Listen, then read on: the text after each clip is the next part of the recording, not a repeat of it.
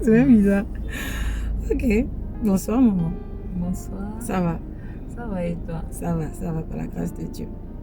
Alors, comme je t'ai dit, j'ai beaucoup de questions sur le troisième sous-thème du thème général de Sans Tabou Gospel, qui est trouver sa place dans la société, en fait. La plupart des personnes à qui j'ai posé cette question, ça reste difficile tout de suite de prime abord de donner des éléments de réponse. Donc toi, d'abord, toi, qu'est-ce que tu entends par trouver sa place dans la société? Si on te dit trouver sa place dans la société, qu'est-ce qui te vient tout de suite en tête? Donc moi-même, quand tu as commencé à parler de ça dans ma tête également, les points d'interrogation ont commencé à se filmer. Trouver sa place dans la société, c'est quoi? Trouver sa place dans la société, c'est quoi?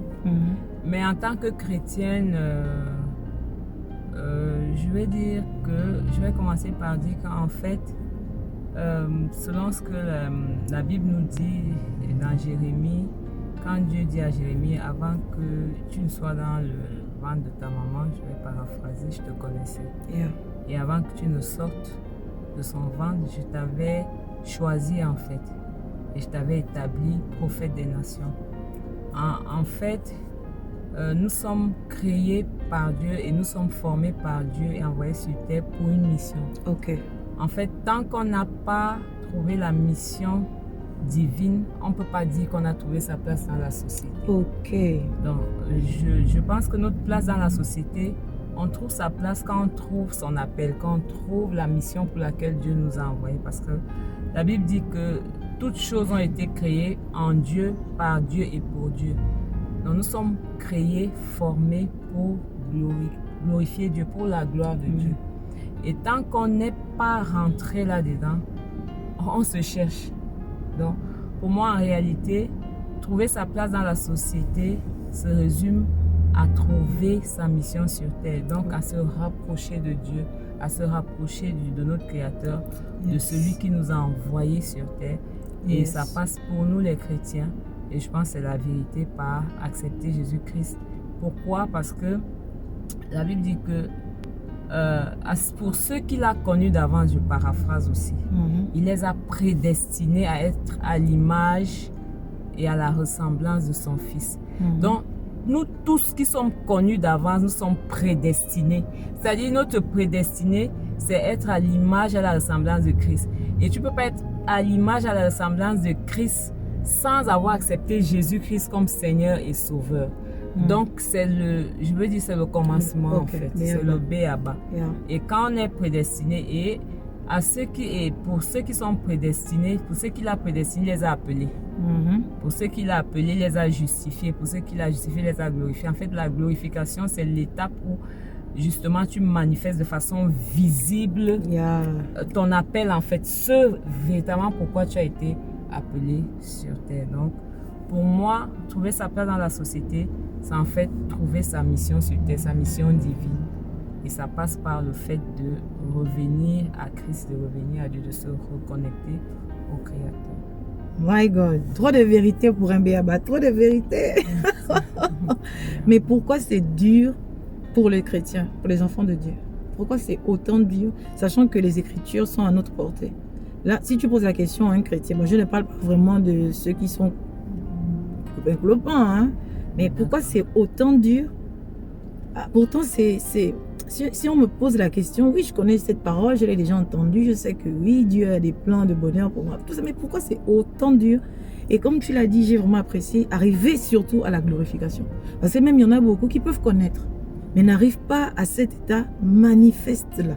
Pourquoi c'est autant dur? Parce que sinon, c'est compliqué. C'est compliqué.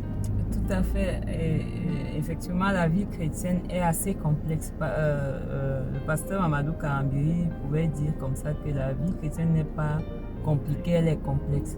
C'est-à-dire qu'elle est un peu plus difficile que compliquée. Compliquée au moins, c'est comme si en fait tu sais ce qu'il faut faire, mais la chose est difficile à faire. Mais complexe, c'est que parfois tu ne sais même pas ce qu'il faut faire. Dieu, on lisait encore ça la dernière veillée, un passage qui disait que Dieu a voulu que les hommes le cherchent par tâtonnement. Ok. Bien qu'étant proche, c'est lui qui a voulu comme ça. Et quand tu tâtonnes, en fait, on ne sait pas où chercher. C'est ça qui fait la complexité. Et aussi, quand tu lis dans Matthieu, je crois que c'est Matthieu 7, on dit demander, vous recevrez, chercher, vous trouvez, frapper, donc ce sont les étapes. Le demander et le recevoir, c'est des besoins naturels en fait. C'est le manger, le boire, le vêtir. Ça rentre dans le demander. Okay.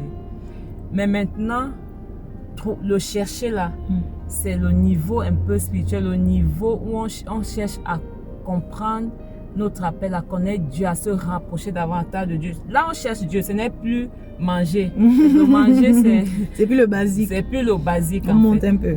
Voilà. Et le pasteur Mohamed pouvait dire qu'il pense que l'étape du chercher est l'étape même la plus compliquée. Parce qu'au moins frapper, tu sais où frapper. En fait, chercher, c'est un peu comme la période où tu fais des études, tu cherches les diplômes et tout, et tu cherches même quoi faire. Et quand tu as déjà tes diplômes, au moins tu sais déjà dans quoi tu t'es formé. Frapper, c'est juste aller chercher du travail à telle entreprise. C'est ça, frapper. Donc, il disait qu'il pense que c'est l'étape la plus compliquée.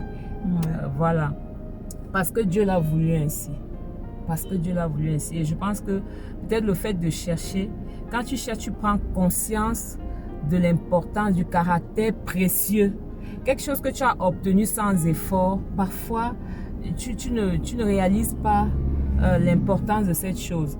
Mais quand tu as cherché, oui, en fait, ça te pousse à réaliser, valoriser la chose. Je pense que, voilà, Dieu a voulu qu'on le cherche. Dieu a voulu qu'on le cherche. C'est pour ça que c'est un processus et c'est toute la vie. Parce que si dès notre conversion, on a déjà tout, en fait, on va perdre un peu, on n'aura plus ce feu-là, en fait. On n'aura plus. Souvent, ce qui nous maintient à chercher Dieu, c'est une soif. Quand tu as bu de l'eau, tu n'as plus envie de boire de l'eau, en fait. C'est la soif qui te pousse à aller boire. Donc, tant qu'il y a cette soif qui est là, ça nous attire vers Dieu. Si on est saturé, on va plus chercher. C'est pour ça qu'il n'y a pas un niveau de satiété où on n'a plus soif. Vraiment. Voilà. Donc, sauf si on choisit volontairement d'y rester. Bon, en ce moment, on s'éloigne. Enfin, on est insatisfait. On ne rentre pas dans notre place dans la société. Si tu veux vraiment rentrer dans ta place dans la société, tu es obligé d'aller, de continuer de chercher davantage, de te rapprocher davantage. Voilà, jusqu'à de continuer de courir. Le prix de la vocation céleste, comme Paul pouvait le dire. Donc, voilà un peu ce que je peux dire sur...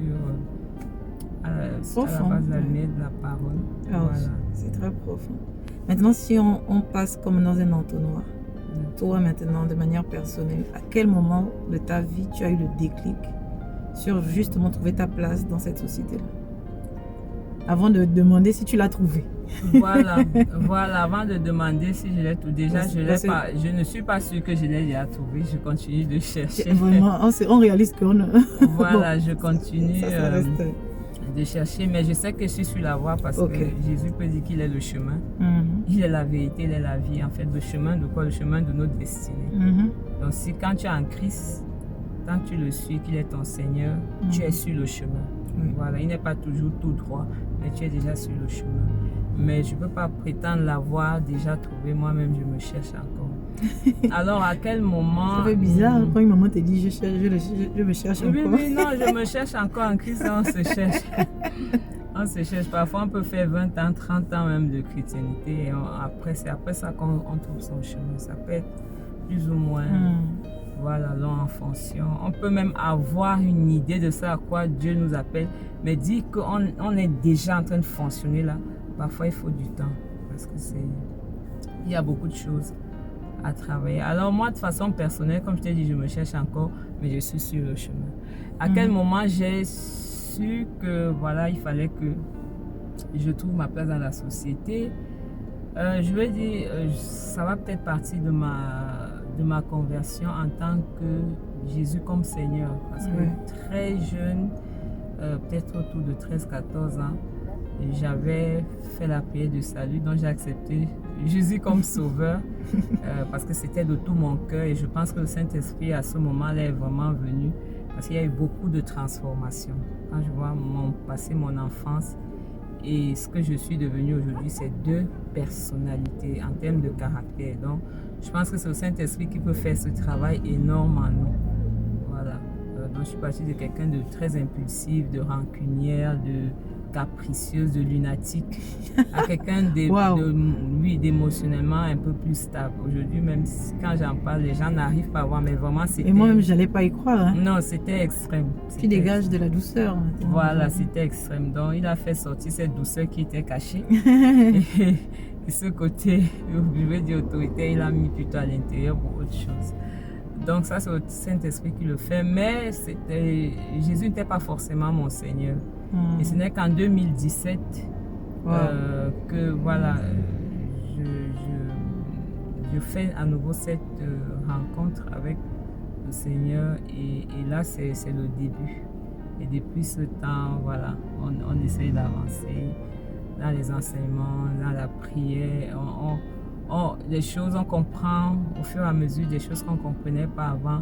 Mais au final, ce que je peux dire en ce moment, c'est que ce que Dieu nous appelle à faire, c'est de mourir et de laisser que Christ prenne la place.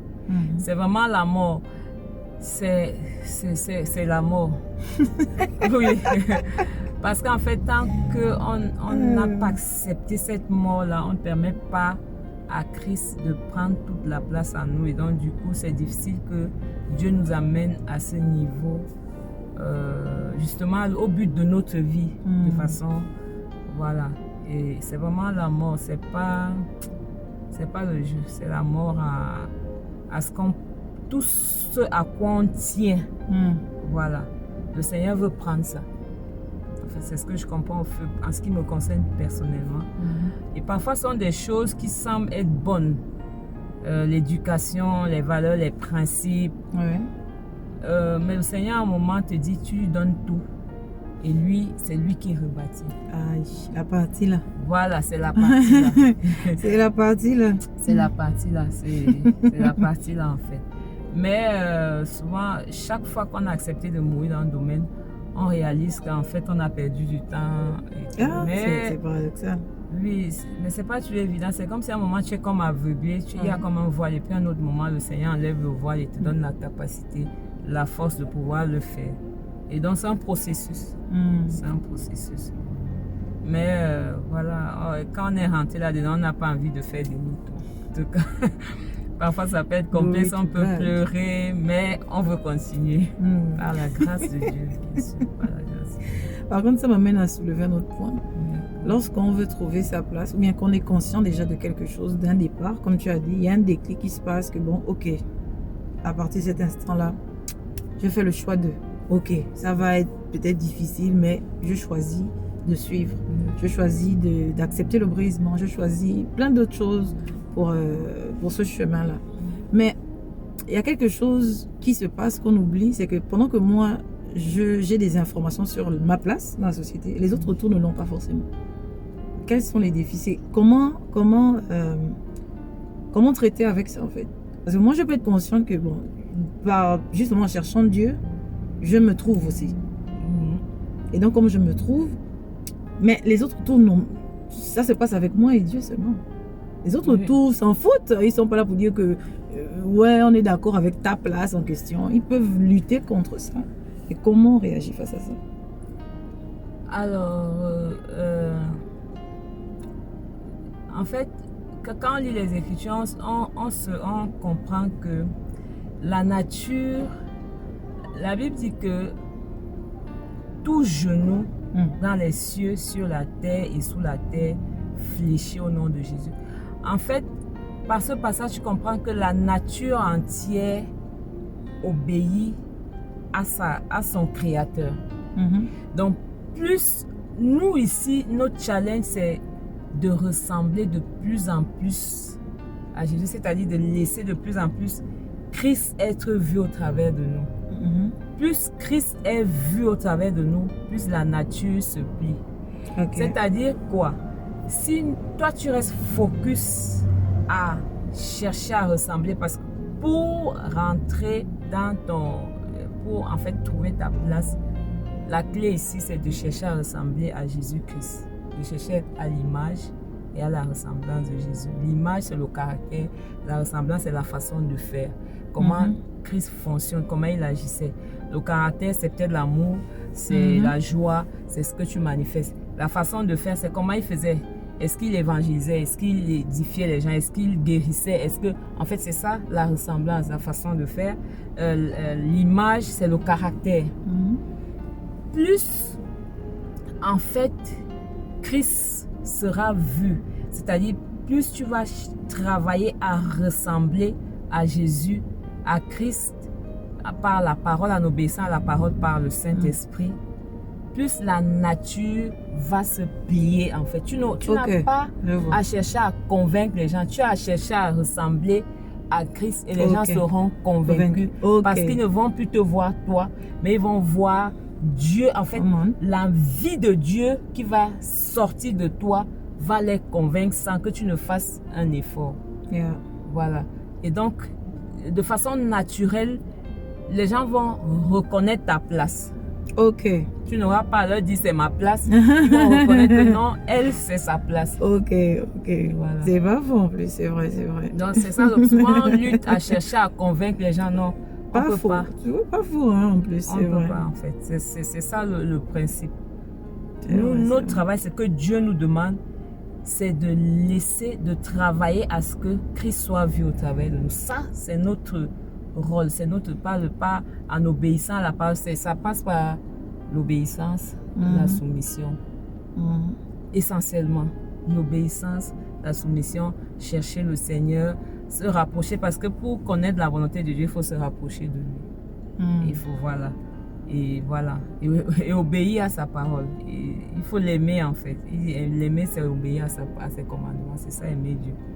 C'est pas Seigneur, je t'aime, tu t'aimes, tu pries, les larmes coulent. Et puis la minute après, tu fais autre chose. Oui, c'est pas seulement ça, c'est obéir. Et donc, en fait, Dieu appelle l'humilité l'obéissance. La Bible dit que Jésus s'est humilié en se rendant obéissant jusqu'à la mort, même jusqu'à la mort à la croix. Donc, en fait, il s'est humilié en faisant quoi, en se rendant obéissant. Donc, quand tu es obéissant à Dieu, tu es en train de t'humilier, donc Dieu va t'élever. Tu vois? Donc, ça passe par là. Donc, ce que nous, on a à faire, c'est juste d'obéir et de nous soumettre à Dieu dans le Saint-Esprit. Et il va nous amener à ce que Christ soit manifesté au travers de nous. Et les gens ce sera visible et les gens vont se plier au Créateur qu'ils voient en nous. Donc, on n'a pas à les convaincre, c'est une perte de temps. On ne peut pas convaincre. Powerful. Merci, maman. D'où l'importance du Saint-Esprit. De chercher une seule quête au Saint-Esprit. Amen. C'est lui qui nous amène à cela. Amen. Et comme notre pasteur pouvait dire, par un cœur vrai et sincère. Dieu aime les gens vrais. C'est-à-dire, où tu es faible, tu dis, je suis faible. C'est tout, ça permet à Dieu de venir en fait te donner sa force. C'est tout. Amen. Donc c'est ce que j'essaye de faire. C'est pas toujours évident, mais par la grâce. Mais c'est bien de le dire, c'est transparent de le dire que c'est pas évident. Non, beaucoup n'aiment pas être transparents sur leur faiblesse, c'est ce que j'apprécie. Ah non, chez c'est le pas pasteur évident. aussi. Les gens n'aiment pas être transparents. C'est pas mauvais de dire je ne peux pas, je n'y arrive pas. C'est difficile pour moi. Quand même j'ai des années d'expérience. Souvent c'est pas l'expérience. En Christ, parfois, quand tu es même sur l'expérience, il te ramène. En fait, Dieu est Dieu, quoi. Voilà. Avec Dieu, il n'y a pas d'expérience. Il y a à suivre le Saint-Esprit, à te laisser conduire, c'est tout. Alors moi, pour le moment, je n'ai plus de questions. Maintenant, si toi, tu as quelque chose qui te vient à l'esprit, moi, je n'ai pas de questions. Mais j'aimerais, si tu le peux, bien sûr, que tu élèves ta voix pour un jeune, une maman, un papa, qui t'attend encore, qui a du mal pour trouver sa place, qui se pose des questions. Certainement, il va trouver des réponses au travers de cette capsule. Mais selon que le Saint-Esprit te conduira, tu peux lever la voix pour quelqu'un. On est preneur. Nous en prend ici là. Alors Seigneur, bon, je ne m'attendais pas à ça et voilà, tu m'as mis devant le fait accompli. Père, je ne sais pas qui va écouter ça. Ce n'est pas tant ce que j'ai dit. C'est toi, Saint-Esprit, qui peut prendre une parole et mettre la vie dans cette parole et toucher un cœur. Je prie que les personnes qui vont écouter ça, que tu puisses amplifier ça dans leur cœur, que tu puisses prendre une parole et les faire entendre ce que toi tu veux les faire entendre. Et que tout ce que, Seigneur, peut-être n'est pas de toi, les erreurs, les intrusions, Seigneur, que tu viennes les ôter, que ce ne soit pas de mauvaises semences. Merci Père, au nom de Jésus. Amen. Amen. Merci beaucoup, maman.